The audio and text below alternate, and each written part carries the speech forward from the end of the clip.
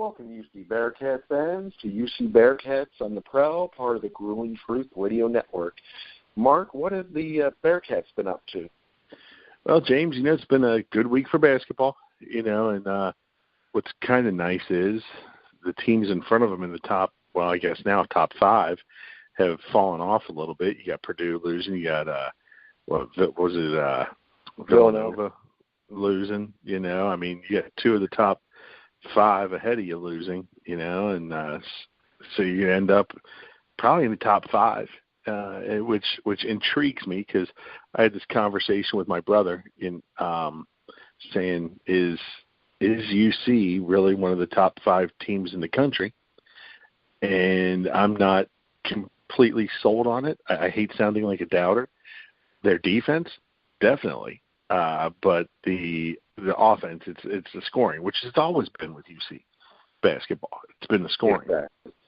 So can they score enough? And as much as he drives me nuts, John Thompson has called a couple of UC games on ESPN, and he consistently talks about them being one of the best teams in the country when they score. So can they score? Exactly. Because, for example, like the Central Florida Temple game, there's been a couple where they've had difficulty scoring, and you're right. I mean, it's a big concern because they have all the talent in the world. I mean, their roster's pretty stacked, but they just can't consistently score. Right. And I think a good example of that is just the last Central Florida game they had. If they can get the team clicking on all cylinders like that, they're going to be tough to beat. I mean, I know that it's Central Florida, and they didn't have Taco Fall, but Taco Fall is not a huge scorer for them. He's more of a defensive and rebounding presence. I mean, they held a Division I college basketball team to 40 points. They barely scored 13 in the first half. So that right there is an example of how they can play. The question is, can they do it when they have to? I don't think we've talked since the Houston game when they were down 18 in the first half. Mick said after the game that he wanted to see how his team responded when they got punched in the mouth. Maybe in that mouth game. Oh, it was ugly. Yeah, it was horrible. I remember watching that game, texting my brother, said, well, this game's over, and cashing it in. I followed the rest of the game. I watched some of it, and they came back and they played outstanding. I mean, Jacob Evans threw in a running bank shot 3 at the buzzer that probably should have gone. Before the half. That was awesome. I thought that catapulted them. So it's just can they play this way in the tournament? So exactly. Yeah, I mean the crowd was just so ruckus. I mean they started really getting the game because a lot of games they kind of they'll cheer some, but that Houston game was it was great. The experience was just phenomenal. And then like you were saying with Central Florida, if you add the scores from both Central Florida games, they would have beat UC by a point on Tuesday. Yeah. That's how one-sided it was. Yeah, it's ridiculous how good a defense they can play. Now, I was looking at the bracketology, okay, and forgive me for doing that. I hate looking at bracketology, but I still enjoy it because I like to see what they think. They had UC as a 2 seed in the South, which is Virginia's bracket, and they had them playing in the first round Wright State, so they're in the 2-15 game. But then the winner of that game played the winner of Butler and Texas Christian in the 7-10 game. I just watched Butler over the weekend against Xavier, and Butler can score. I mean, they can score. Now, does Xavier play the quality defense that UC does? No. But they scored at will in the second half. They were down 18 and came back to take the lead and ended up losing in overtime.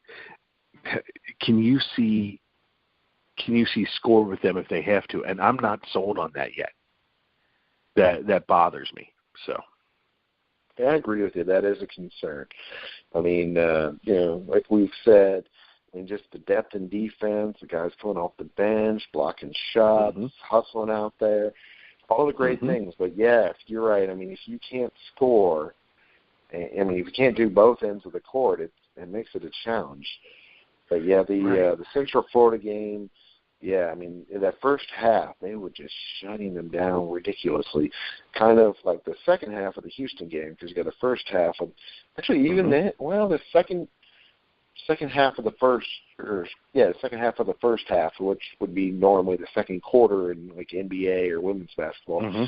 Yeah, they kicked it into gear, and they just came back there. They're a determined team. I mean, they're very dedicated, and it's nice to see. So, like in that Houston game, you were talking about Jacob Evans, his ability to score, and you're right. I mean, that played a huge factor. Actually, was it that? Yeah, I want to say it was either that or the Houston game, when neither one of them, actually it might have been both games, when neither one of the or none of the players really scored that many points. Right. I mean, everybody had a little bit, but nobody did anything overwhelming. For example, I mean, what was it? The 80 points, and there were some, Washington got his, Africa got his. So, they had 4 guys in double digits. So it was solid. Maybe it was I'm going to double check on that. I want to say it was the Florida, where it really seemed like nobody did anything, but everybody did something. And that's what they need to be able to do, is have that ability to be consistent and step up. Right. And I don't want to sound like a complete and total like Debbie Downer on all on the offense. I mean, look at that Central Florida game that they just played. Shoot, man, they were getting I made the comment to my brother that they were doing all that with a lot of their bench in. I mean, Trey Scott was in. And Elio Oseme, I believe is how you pronounce his name. He was in there and dominating on the boards and blocking shots. And I'm forgetting the freshman's name, Keith. Williams. Yeah. Yeah, Keith Williams was tough. I mean, he was contributing. So not only did they shut down a Division I college basketball team to 13 points in the first half, they did a lot of it with their bench players. Well, because that's what they need to do. He's smart, because they are what's going to help them get far in the tournament. Yeah. Because, everybody's got a great starting 5, but you being able to bring those guys in off the bench in game 2 or game 4, when the players are getting tired out there, to be able to have that second wave, as opposed to just having a bench guy or whatnot. It's going to make a huge difference. So, yeah, Keith Williams, like when I saw him in that red and black game this year, I mean, he was doing great things, and he has definitely done that the majority of the season. Like you said, I mean, Brooks on the defensive end. The other fella that like you just said, I ain't going to try to pronounce it myself, Nas. Yeah. They've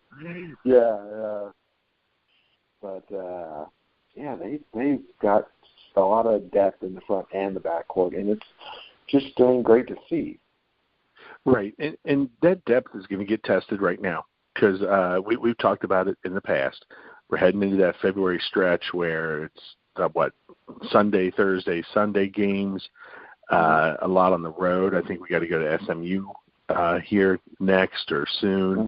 Got to go to Wichita State. And then Thursday is Houston, and then upcoming Sunday is the Wichita State game on the 18th. Yeah, I'm looking forward to that. It's going to be a tough stretch. Yep. Yeah, actually, yeah. And then you got Wichita State, and then you got UConn back to back after you go down to Texas. So 4 games in a row that are going to be a challenge. Right, and UConn, they're not the same as they always have been, but just the last game that we played them, we were up to a big lead early, and then they clawed back and got it close, and then eventually moved on and won the game. But it's a challenge, and a lot of people will say, oh, it's the AAC. They're only going to get 3 or 4 tournament teams in. Yeah, but it's still a tough league. It's still a very competitive league. It is. Like you said, I mean, the SMU, Houston, Wichita State, usually UConn. Yeah, I mean, those teams there, along with UC, I mean, really tough in basketball. And then, I mean, the national champion came from the AAC in football. Yeah, Central Florida.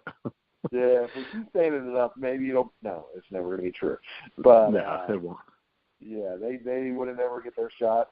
It's just one of those things that, unfortunately, because of the structure of the NCAA.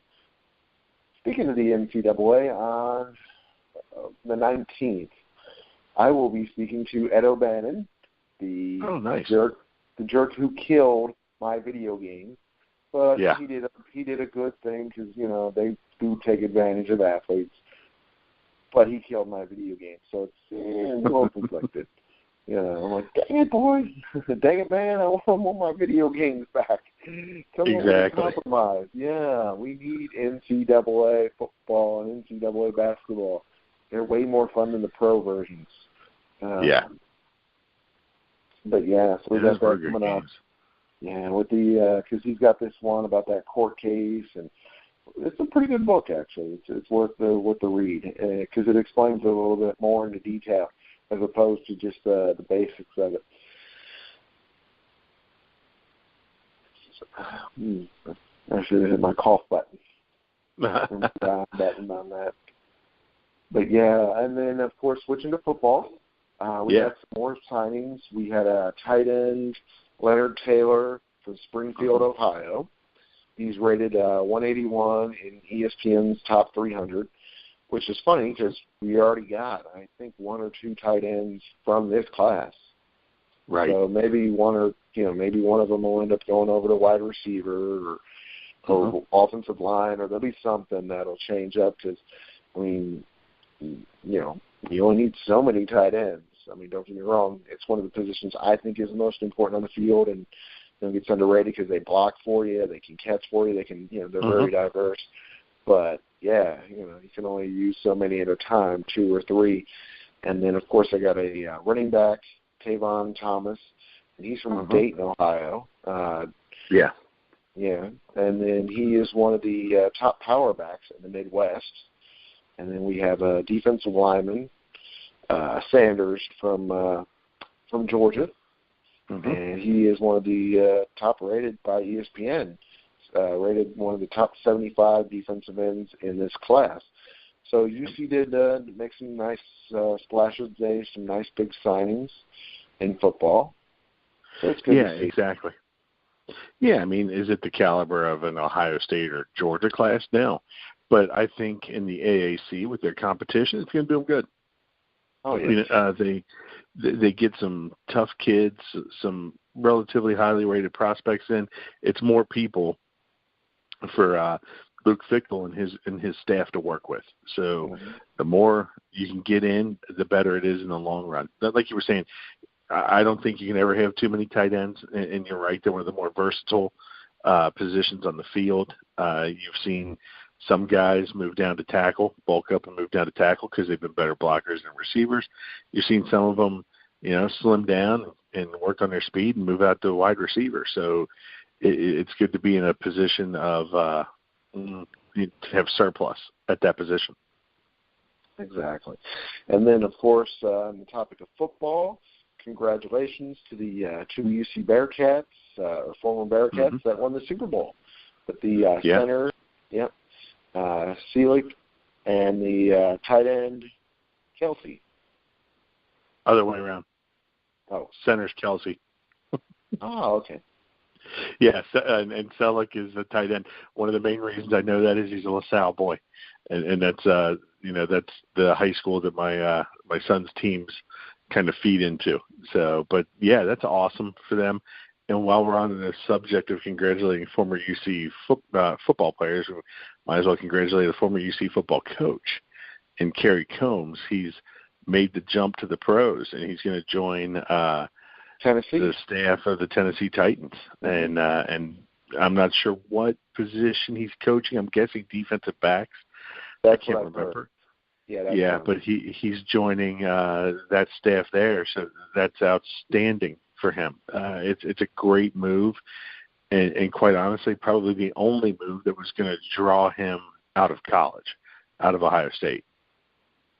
Yeah, I mean, it's hard to want to leave, Ohio State. As I always like to joke with different programs like that, Ohio State or Bama, the big names, Notre Dame, oh, well, shoot, if they're going to go play pro, that's going to be a pay cut for them. Exactly. Yeah, exactly. I mean, they do things the right way there up in Ohio State. And, I mean, he's going to take it to the next level with Tennessee. And then, of course, people already like to jump to conclusions. They're like, oh, well, maybe in a couple of years he'll be the Bengals defensive coordinator. You never know. Yeah. Never know. Putting the cart before the horse a little bit there, but he's a good coach. We saw that here. We saw that here in Cincinnati. His passion for coaching and his way to communicate with the college players. It's going to be interesting to see how he communicates with pros. Because, again, college players it's a different creature, obviously. The pros are getting paid well for what they do. And they may be a little more, a little less intense, or may respond a little differently to Kerry Combs' intense nature of coaching. But it'll be interesting. They're more willing to do what Coach says because Coach has all the power. Mm-hmm. Whereas exactly. the players have the power. Mm-hmm. Not as bad as in basketball, but football does have a lot of that. But once you get to those upper levels and all, the dynamic switches dramatically. Mm-hmm. It really does. It really does. So we'll see how it goes for him. But that's awesome for him. I know that's been I can't say the pros have been a goal of his all along. I just know he loves coaching, and this is great for him. And then before we go, we'll cover the two women's basketball games. First one, of course, was on Sunday, the 4th, and that was against UConn. One time I decided to fight a grizzly bear and an elephant at the same time. Yeah. I don't know why I bring that up, and Superman, because I had a better chance of winning those fights with the grizzly bear and the elephant and Superman than anybody has to beat UConn. That's just ridiculous. And it was at UConn. 106. They're a machine. Yeah, they are. I mean, they just got so much talent. They do it the right way. I mean, they space the floor. I mean, there's nothing that they do wrong. They do everything that you need to do to win. I mean, it's a shame Coach can't come in there and take the blueprint and, take it to other teams, but it's the talent level as well. I mean, it's just overwhelming. And then, of course, the UC women's team did get a victory over Wichita State, so that was nice. Yeah, Kansas. Yep. So a lot of good things going on. Any final thoughts, Mark? No, let's just keep the basketball rolling. What they got, 14 in a row or 15 in a row. So let's keep it going and keep playing that shutdown defense. Exactly. Yeah, I got that. And then speaking of in a row, the home wins, which I'm sure someone is going to want to put an asterisk next to it because people love asterisks.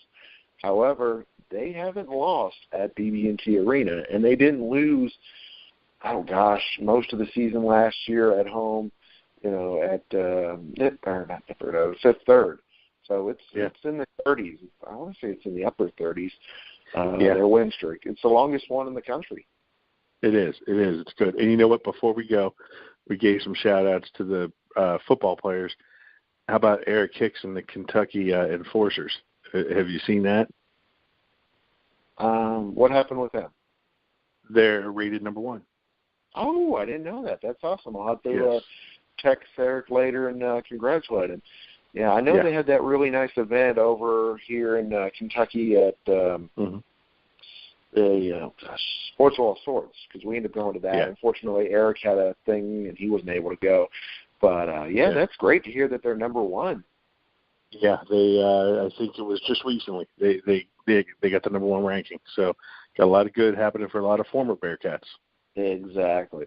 So for Mark Fightmaster and James Ernest, we're the UC Bearcats on the Prowl, signing off from the Grueling Truth Radio Network.